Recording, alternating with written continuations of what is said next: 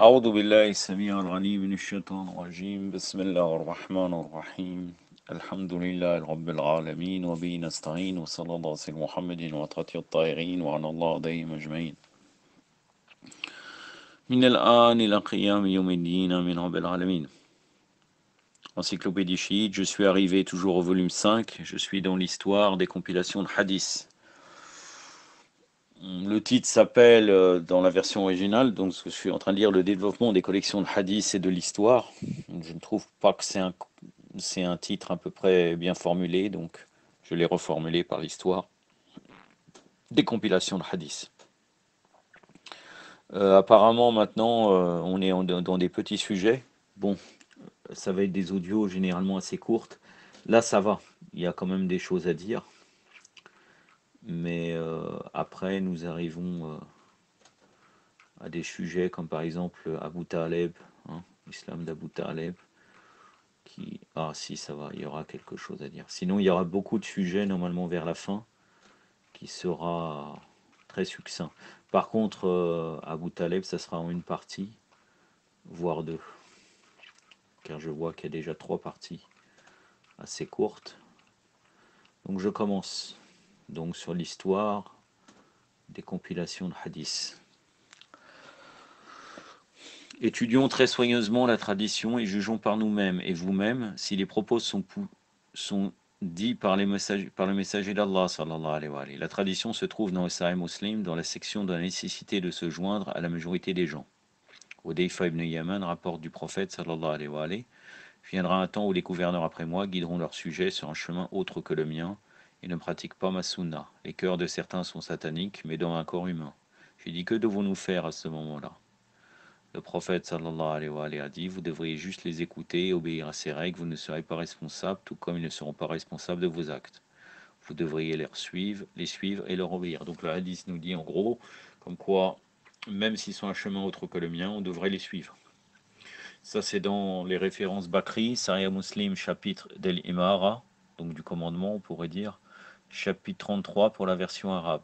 Section la nécessité de se joindre à la communauté, édition 1980, version arabe, Arabie Saoudite, volume 3, page 1476. Tradition 52. Voici le Sahih Muslim, Dar al-Futur al-Almiya, Dar al-Qutub et al-Almiya, c'est pas Futub, je sais pas, il y a une erreur là. Version arabo-française, volume 2, chapitre 13, numéro 2122. Ce qui précède était juste un exemple. Il y a plus de 12 traditions semblables à ceci dans le même chapitre et section du Sahih Muslim. Qui nous a vendu de telles traditions authentiques? Ne sont-ils pas ceux qui ont voulu rendre leur royaume fort et défragmenter les partis d'opposition? Toute plainte ou critique contre ces traditions du prophète était impossible et susceptible d'être condamnée à mort. Dans une tradition, dans la section suivante du Sahih Muslim, le prophète sallallahu alayhi wa alayhi ordonna de tuer ceux qui désobéissent à ces règles injustes. Voyons d'où proviennent les origines de ces hadiths qui ont été enregistrés. Muawiyah était le premier qui fut attentif aux récits historiques et rassemblait les hadiths fabriqués, tradition. Il a obtenu une histoire des anciens écrits par une personne du nom d'Obeid qui venait du Yémen. Barwan, qui avait été exilé par le prophète sallallahu alayhi wa alayhi pour ses activités anti-islamiques, qui influença Osman jusqu'à être tué, était l'ennemi implacable d'Ali alayhi salam. Son fils Abdel Malek prit le trône en l'an 65 après l'Hégire et mourra en l'an 186. Abdel Malek ordonna finalement qu'un ensemble d'histoires islamiques, de traditions et d'interprétations du Coran soit fourni. El-Zouri était le premier historien qui enregistra l'histoire de l'islam sous l'ordre et les fonds directs d'Abdel Malek. Il a également écrit une collection de hadiths.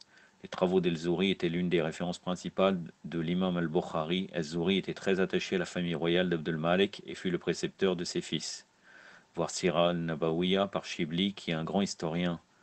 Mukhalef, la partie 1, page 13 à 17. Parmi les étudiants d'El-Zouri, deux personnes, à savoir Moussa ibn Uqba et Mohammed ibn Isaac, sont devenus des historiens célèbres. Le premier était un serviteur de la maison de Zubair. Bien que son histoire ne soit plus aujourd'hui disponible, il fut le travail le plus populaire sur l'histoire pendant longtemps. Vous pouvez trouver ces références en beaucoup d'ouvrages sur différents événements historiques. Le deuxième, Mohammed ibn Isaac, est l'historien le plus célèbre pour les Bakri. Sa biographie du prophète appelée Sira Rasulallah est toujours l'autorité accréditée sur le sujet dans la forme que lui a été donnée par Ibn Hisham et connue en tant que Sira ibn Hisham. Oui, malgré que Ibn Ishaq avait quelques points, des éléments intéressants par rapport à Al-Bayt. Et Ibn Hisham a amputé certains passages. C'est pour cela que généralement, les Mukhalifin, si vous pouvez bien voir, quel est leur jugement sur Ibn Ishaq, ils le condamnent. Ils disent qu'il n'est pas fiable et qu'il est accusé de sympathie avec le chiisme. El-Zohri est le premier qui a également compilé les hadiths pour Sirah Nabawiya par Shibli, partie 1, page 13 à 17. Toutes les histoires, les hadiths et les livres Mukhalif écrits ultérieurement étaient influencés de ses travaux. Ce qui précède démontre les faits suivants. Premièrement, les livres de hadith Bakri et l'histoire ont été compilés lors de la première fois sous l'ordre direct des rois Omeyyades. Deuxièmement, les premiers auteurs étaient El-Zohri et ses deux étudiants Moussa et Mohammed ibn Ishaq. Troisièmement, ces auteurs ont été attachés à la famille royale omeyyade. La haine de la famille omeyyade contre les Bani Hachem, la maison du prophète et d'Ali, est bien connue. Les guerres d'Abu Sufyan contre le prophète, sallallahu alayhi wa sallam, de son fils Muawiyah contre Ali, respectivement, ainsi que le massacre horrible du petit-fils du prophète à Karbala par le petit-fils d'Abu Sufyan, la'natullah alayhi, sont seulement certains des articles les plus connus parmi la longue liste de leur criminalité. Ce sont des criminels qui ont écrit la première fois l'histoire et les livres de hadith. Les livres écrits ultérieurement furent influencés de ces travaux.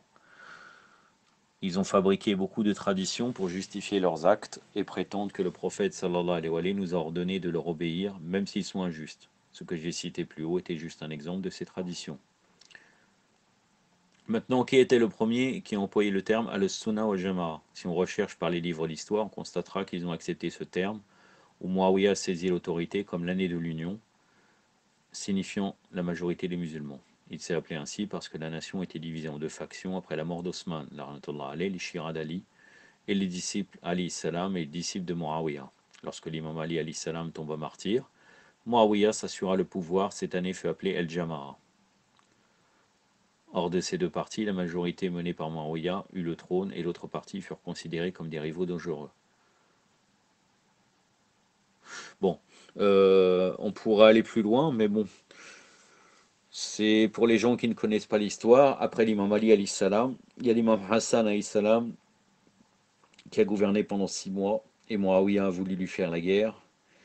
Et à la fin, Muawiyah avait tellement corrompu son armée qu'il y a des gens qui se sont désistés.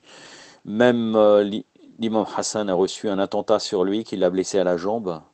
Et même ses généraux l'ont quitté. Et Muawiyah était suffisamment rusé pour faire que si l'imam Hassan salam aurait été jusqu'au martyr face à Muawiyah, il aurait renversé la situation et montré que Muawiyah avait raison.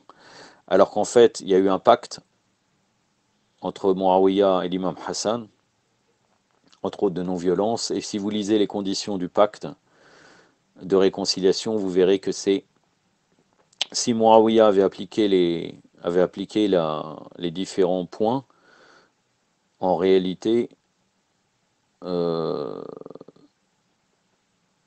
non, l'imam Hassan salam avait laissé ce pouvoir-là pour que l'imam... Je cherche mes mots, je ne sais pas pourquoi. Allahumma salli ala Muhammad wa ali Muhammad wa lajjal farajum wa la'ana. C'est-à-dire que si les conditions auraient été respectées par Muawiyah, non l'inverse, les conditions que que l'imam Hassan a posées, ils ont été trahis par Muawiyah, et tout le monde a vu à travers cela qu'il ne tenait pas ses engagements. Et parmi les conditions, entre autres, de l'imam Hassan, c'est le fait d'interdire, de maudire sur la chair l'imam Ali salam et les Ahlul Bayt. En tout cas, le fait que Muawiyah n'a pas respecté cela, n'a pu dénoncer, ça a pu être une bonne dénonciation de sa politique satanique. Je continue. Donc après Muawiyah, donc il a pris le pouvoir. C'est pas comme lorsque l'imam Ali salam tomba martyr, Muawiyah s'assura le pouvoir. Il s'assura le pouvoir par la ruse, mais c'est l'imam Hassan salam qui a pris le pouvoir pendant 6 mois. Et donc cette année où il a pris le pouvoir, il l'a appelé Al-Jamara, puisqu'en fait les deux factions rivales se sont soi-disant réconciliées. Donc c'est pour ça qu'il a dit qu'il les a réconciliées. Mais en vérité, Muawiyah n'a rien respecté des clauses du pacte. Par conséquent, le nom d'Al-Sunnah wa Jama'a indique la Sunna du prophète, fusionnée par les innovations de Muawiyah et l'accord de sa conduite. Les imams et les membres des Ahlul Bayt savent plus que quiconque sur le sujet de la Sunna de leur père, et ce qui nécessite le proverbe « Les habitants de la Mecque connaissent ses chemins mieux que n'importe qui ». Mais la majorité des musulmans ne suivent pas les 12 imams que le prophète sallallahu alayhi wa sallam a investis, voire Sahih al-Bukhari, et les épela par leur nom, pour les livres Bakri, comme Yanabi al-Muawadda par Kunduzi al-Hanafi. En dépit de la reconnaissance del Bukhari et del Muslim sur les hadiths des 12 imams, il s'arrête toujours aux 4 premiers califes, dont les 3 premiers usurpateurs. Maintenant, le contrôle des hadiths, donc chez les chiites et chez les bakriyin, une différence importante entre le chiisme et le bakrisme est qu'ils acceptent n'importe quelle tradition des compagnons, même si ceux-ci se sont combattus, maltraités et rebellés contre leur calife, ou innové de nouvelles choses dans la religion. Le chiite, cependant, croit que tous les narrateurs dans la chaîne d'un document devraient être justes. S'il s'avère qu'une injustice dans l'histoire, comme ceux mentionnés ci-dessus, leur est attribuée, leurs récits sont vides pour le chiisme, à moins que la même tradition ait été relatée avec une autre chaîne de narrateurs qui s'avéraient tous dignes de confiance. Ça, c'est vrai, mais en même temps, la chose la plus importante, c'est le texte, le matn. On peut aller vers la chaîne de transmetteurs, mais en premier lieu, on regarde surtout si le texte est conforme au niveau de la doctrine. Un des amis, bon, pour lui c'est ses amis, mais un des amis wahhabites indiquait que les chiites ne relatent que les hadiths des imams. Ainsi, comment pouvons-nous authentifier le hadith?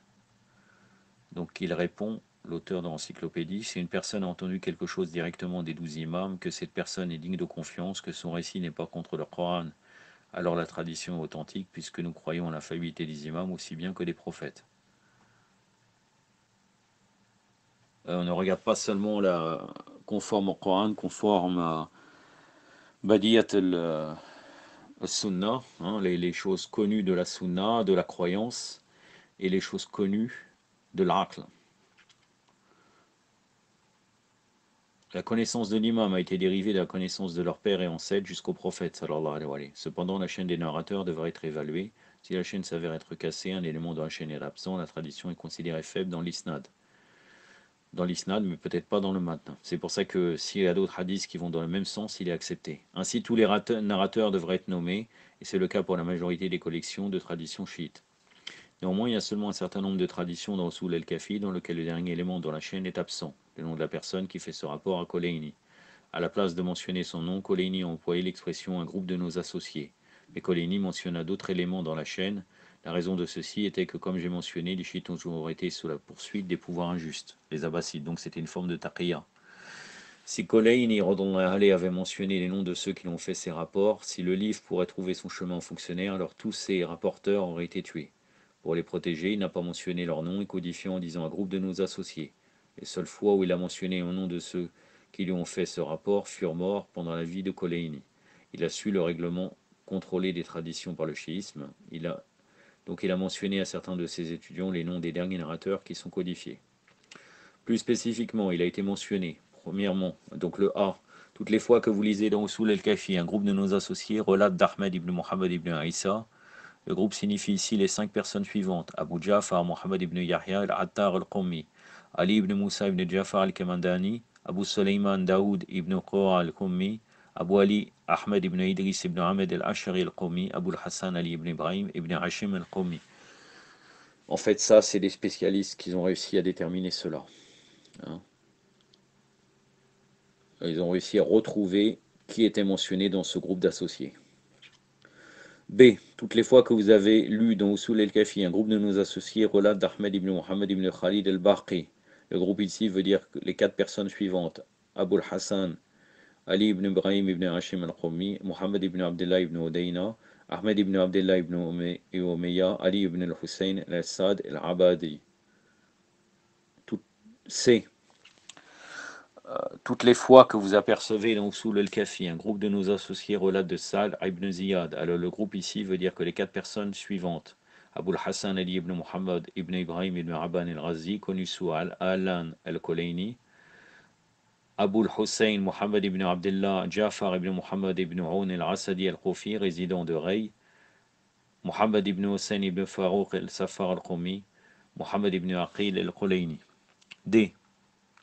Toutes les fois que vous remarquez dans Usul al-Kafi, un groupe de nos associés relate de Ja'far ibn Muhammad, qui a relaté d'Al-Hassan ibn Ali ibn Fadel. Alors le groupe comprend la personne suivante: Abu Abdullah al-Hussein ibn Muhammad ibn Imran ibn Abi Bakr al-Ashari al-Qumi. Ainsi, les narrateurs de ces traditions sont connus et peuvent être évalués en conséquence. Nous ne réclamons pas qu'Al-Kafi est un livre de tradition authentique. Pour le chiisme, il y a certaines traditions Al-Kafi qui sont apportées par des narrateurs faibles et reconnus par les savants du hadith. L'imam Ali alayhi salam a indiqué: soyez l'ennemi de l'oppresseur et aidez l'opprimé. Najal Balara. Donc là, les paroles de l'imam Ali. Veuillez comparer ces traditions de l'imam Ali à la tradition du Sahih Muslim donnée au début de l'article. La prochaine fois, je serai dans l'islam d'Abu Taleb. Je ne sais pas combien de parties je vous ferai. Il y a 2. Je suis en train de regarder un petit peu là. Hein. Apparemment, oui. Donc je vous ferai 2 parties bi'idnillah. Car c'est assez loin. C'est assez long. أكتفي بهذا القدر وصلى الله على محمد وعلى آله وصحبه والسلام عليكم ورحمة الله.